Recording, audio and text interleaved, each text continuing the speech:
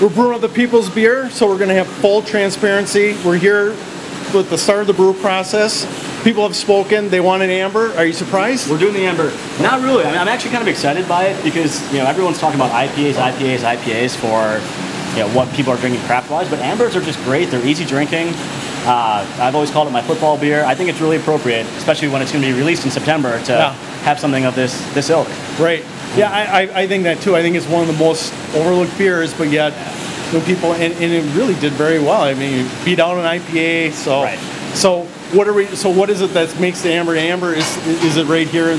So yeah, a big part of the first stage of an amber is the mash tun. You know, most of the characteristics of an amber, that caramel, that somewhat slightly roasty character, that could be, you know, nuggety raisin, that all comes from the mash tun. So right now we've already milled the grain, and it's being transferred over to our mash tun. And in the mash tun is where we take the cracked open grain, mix it with hot water, and that hot water converts the starches to sugars. Sugars are fairly important in the brewing process because that's what the yeast eats to make the alcohol. Sure. So we don't get our conversion here, we don't end up with beer. Okay. This is where you also get, like I said, your caramel flavors, your color, that nice kind of deep copper tone, and all that happens in here. So Kevin is currently mixing it in, and we want to make sure that it's consistent through. We don't have big clumps.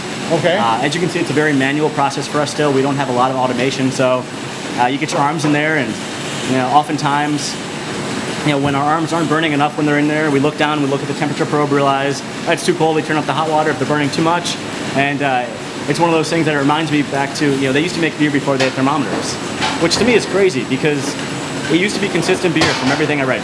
Go ahead, Kevin, you do what you need. It was consistent still, and it was just by feel. Where we now have these benefits of these instant read digital thermometers. They were doing it just by how much their arms were burning, and I love that. That doesn't only. I like the idea of a thermometer better than judging by I agree, but you know, you just had to be so in tune with what you were up to back in the day. And is this something too that will be this physical at the new place, or no? Or we were able to. With our new addition, we have a few more bells and whistles coming with the system. So we'll have rakes inside that'll help mix and keep everything consistent. All right. Yeah. So the mash is how long will this mash for before this will take about 45 minutes. Okay. Yeah. Okay. And at that point, then we'll send it over to the kettle. All right. And this is the second batch of red you've gone through today, because I think that's something too that this is people's beer. We're doing this, but when you do these beers for a craft beer festival, you don't always go through a full brew. Sometimes you start with the recipe, you know, and then you have some fun, right? Exactly. It's a way for us. We love it because, you know, we don't like to just do a random beer just willy-nilly. You know, for us, most of our new recipes take anywhere from 4 to 6 months from the first time we make a pilot batch to all the way through, changing one variable at a time. So at least when we're doing something like this, with people's vote, we're able to take a base that we know that we're going to have a great base to, that we know really well. We know all the flavors that are there, and then we can keep adding layers to that of different genres, different styles, and still come up with a great product. And this is where, and then you will, the term is like rack it or rack off a little bit. So you take some of it to adjunct, or are you going to adjunct all this? Exactly, right. We'll take some of it to adjunct. We have some different tanks that we're able to pull.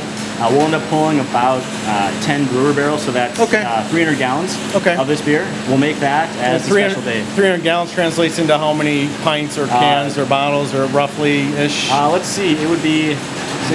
live math, love it. 140 cases. Okay, so about that, and eventually the beer is going to be at the Blue Harbor Resort Craft Beer Festival and at your tap room. And the tap room, yeah. Okay, and we'll have it on for quite a while, hopefully, through football season. Okay, so it goes from mashing to then the next step is where we'll take it to the kettle.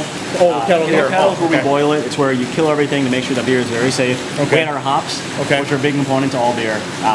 And for us, that's all we're going to add for this batch. Okay. A lot of other beers will add other things, you know, flowers or coffee or ghost peppers or you name it. If you can make a tea out of it, you can throw it in the kettle. But for this, we're just going to keep it simple. Okay. Yeah, because you could at any point add in what's called an adjunct, which is basically not anything that's not yeast, grain, water, and hops. Right. Yep. Those are the four. You hear the term adjunct.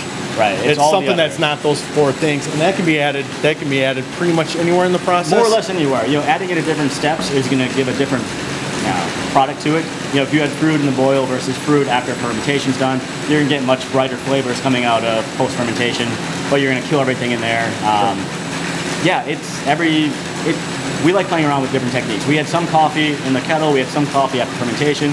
just two very different beers that come out of that. So with this beer, we're in the round of voting on the adjuncts now. Right. And when do you anticipate adding that once we settle out the voting on that? We'll probably add the adjuncts in about a week and a half. Okay. Yeah. Okay, and we'll be back here to check on that at that time. Good.